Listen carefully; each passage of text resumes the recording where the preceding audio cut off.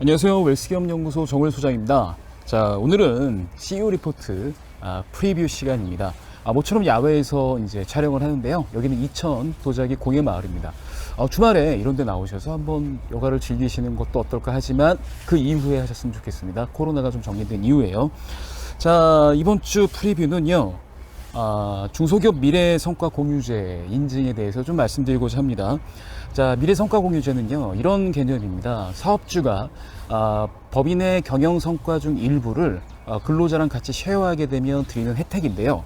이 혜택 중에 가장 이제 좀 좋은 것들이 중진공에서 이제 대출이라든가 자금을 지원받을 수 있는 자격이 부여가 되고요. 그 다음에 중기부에서 추진하는 사업에 가점이라든가 아니면 추가 점수가 들어가는 장점이 있습니다. 게다가 제일 좋은 거는 세제 혜택인데요.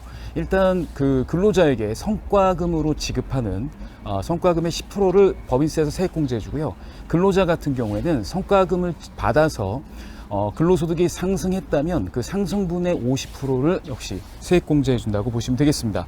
자, 그 다음에 이제 또 하나의 장점은 우리 중소기업, 특히 성과공유제도로 도입한 우리 대표자를 존경받는 기업인으로 이제 선정을 해서 매년 거기에 따른 적정한 홍보나 이런 것들을 진행한다는 거죠. 그래서 이렇게 많은 혜택들이 있으니까 만약에 지금 근로자들의 급여가 좀 올랐거나 아니면 특히 뭐 예를 들어서 성과급을 인당 35만 원씩 주고 있다. 그 다음에 뭐 혹시나 내일 처음 공제라든가 각종 공제 제도를 활용해서 종업원들에게 인센티브를 주고 있다면 1인당 35만 원 이상이 확인되고 그 다음에 상시 종업원 수가 줄지 않았다는 전제만 있으면 충분히 이거 인증을 중진공에 신청하셔서 받으실 수가 있습니다. 받으실 수 있는 사이트는요, 중소기업 인력지원 종합관리 시스템, 그래서 산학인 아니면 미래성과공유제를 네이버에서 검색을 하시면 이 지원을 하실 수 있으니까 전산으로 꼭 지원하셨으면 좋겠고요.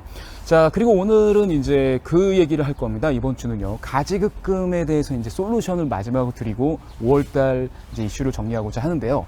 가지급금을 해결할 수 있는 솔루션은 크게 세 가지입니다.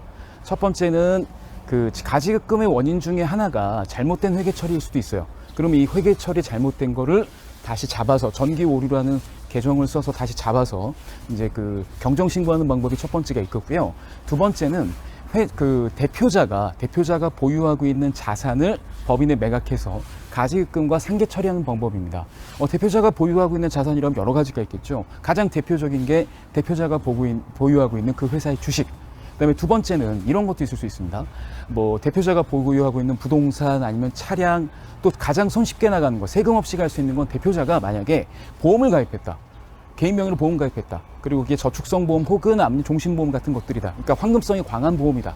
그리고 고액이다 라고 한다면 계약자 변경만 하셔도 가지급금을 상환하실 수가 있습니다. 그러니까 이런 방법들. 그리고 또 하나 또 가장 대표적인 게 이런 거겠죠. 대표자가 개인적으로 보유하고 있는 특허권을 법인에 매각하는 방법. 특히 만약에 얘가 설립된 지 얼마 안 된 법인이고 벤처 인증이 필요한 법인이라면 정말 또 탁탁탁 맞춰서 진행할 수 있겠죠. 이런 것들로도 할 수 있고요. 자, 그 다음에 이제 세 번째 방법으로는 법인에서 발생할 대표이사의 소득으로 일부 변제하는 방법입니다.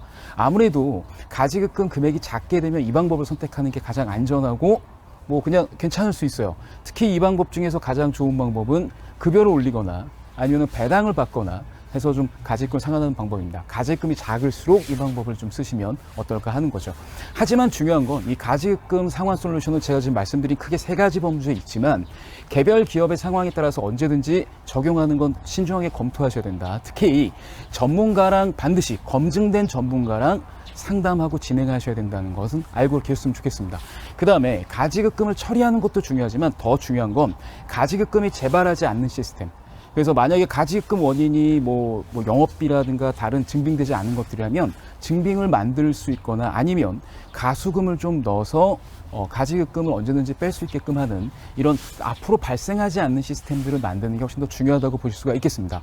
자, 오늘처럼 미세먼지 없는 날 이렇게 좀 저는 상담 나온 김에 한번 야외에서 여러분들 한번 만나 뵙게 되었습니다. 자, 저희 컨텐츠 마음에 들고 괜찮으시면 좋아요, 구독 버튼 계속 눌러주시고 저희 CEO 리포트 계속 활용하셔서 좋은 성과 내시길 바랍니다. 자, 이번 주는 안녕!